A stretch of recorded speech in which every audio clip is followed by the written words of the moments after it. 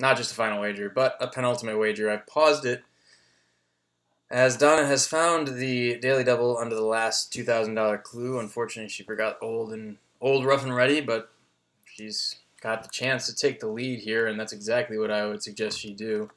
So if she doubles up, she'll have 13-6. Now, if she doesn't like the category, and how can you not like this category, you know the answer is going to have ready in it. That's going to really narrow things down. I guess we could analyze what she could have to stay in it. So she'd have to have at least, what's the difference between Chuck and Rachel here? 4,400. So to stay above that, she could wager 2,400, but you'll see that she'd still have 9,200.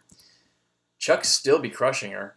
She'd have to get Final Jeopardy right, and Chuck would have to miss for her to have a chance to win.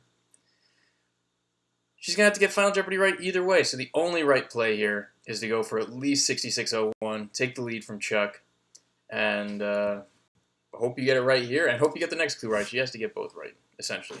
So let's see what happens. Well, I guess there could be an argument made that if she plays it smart in 22.01, then maybe she gets that wrong and gets lucky with the only get in Final Jeopardy. I'm not going to play those odds.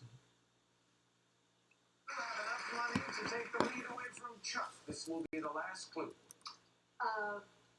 6,500, please. Okay, here's the clue for you. In the year 1000, Why? England's king was this man who sounds Ethelred the Unready. See, it just doesn't matter. William the Unready?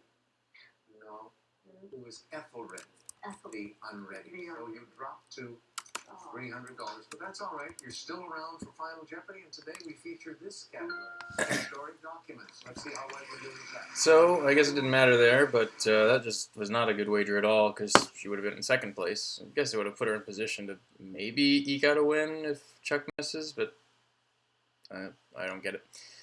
Anyway, here are our scores now, and Rachel still has a chance to win.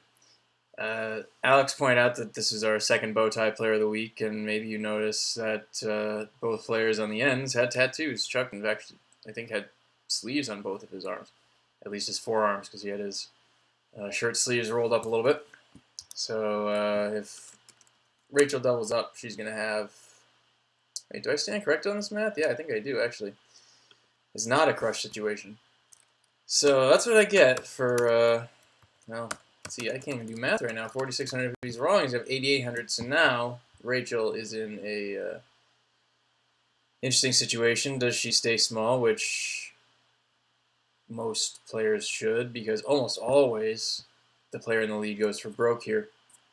So she can wager up to 199 and still win if Chuck gets it wrong, or if she thinks that Chuck's going to wager, well, let's see, most 4,200, which would be acceptable. If Chuck wants to play some mind games, then Rachel could go for at least, well, pretty much everything. Let's just say everything. To be safe, Donna is going to want to keep some money in the bank, and yeah. So tonight was one of those nights when I regret eating dinner while watching the show, because I was eating a quesadilla while that Spanish language category came up, which Donna did a great job just saying the questions and not phrasing the question in the form of a question, which I thought was excellent.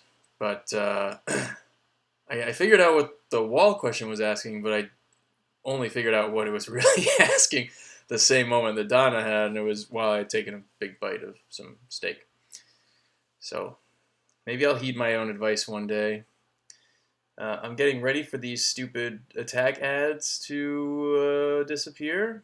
No, with Democrats in control, taxes in New York State increased by $9 billion. What does that even mean? It doesn't mean anything. Who paid $9 billion extra?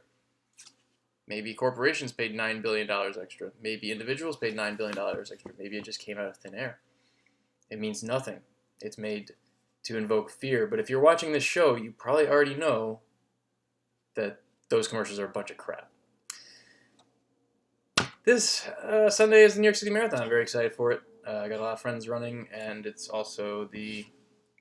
God, more commercials. It's also the day in which daylight saving time ends, and we get to set our clocks back an hour. Thank you, ABC7, for reminding us of that at the beginning instead of having the old TD Bank Dee dee dee dee dee.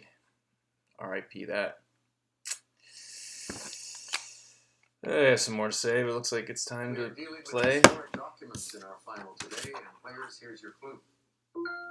William Seward objected to its timing, saying it may be viewed as the last measure of an exhausted government.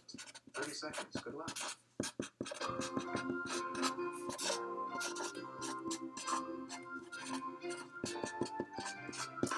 Just so you know, I know full well that I'm misspelling this response, so don't hammer me, but if you know what I'm talking about, you will enjoy it, I hope.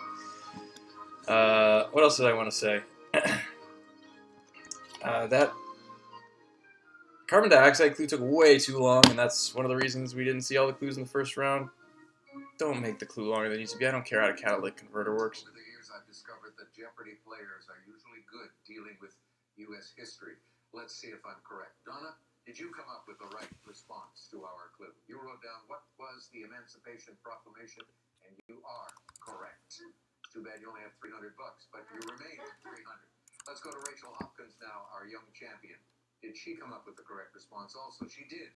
And the wager, substantial, $83.99, bumping her up to $17,399 and into the lead as we come to Chuck Dunn, who had a comfortable lead going into final. He came up with the Emancipation Proclamation. And how much money will he have?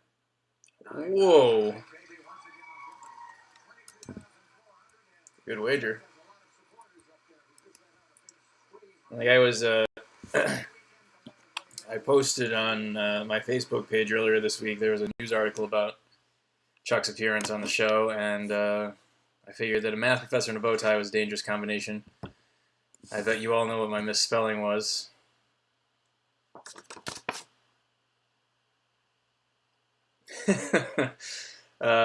King Sabuza II. I wrote the next Genghis Khan. Good for him. It's good to be the king. And the Catherine Howard response that Rachel had was not bad at all, actually, because she was the other one who got beheaded. Which, if you remember my K-Jack with another C mnemonic, might be helpful. Anyway, we'll be sure you set your clocks back on Sunday at 2. And we'll see you here in, what'll it be? 73 hours? 72 and a half hours? Something like that. Yeah, all right. Right here on the Final Wager.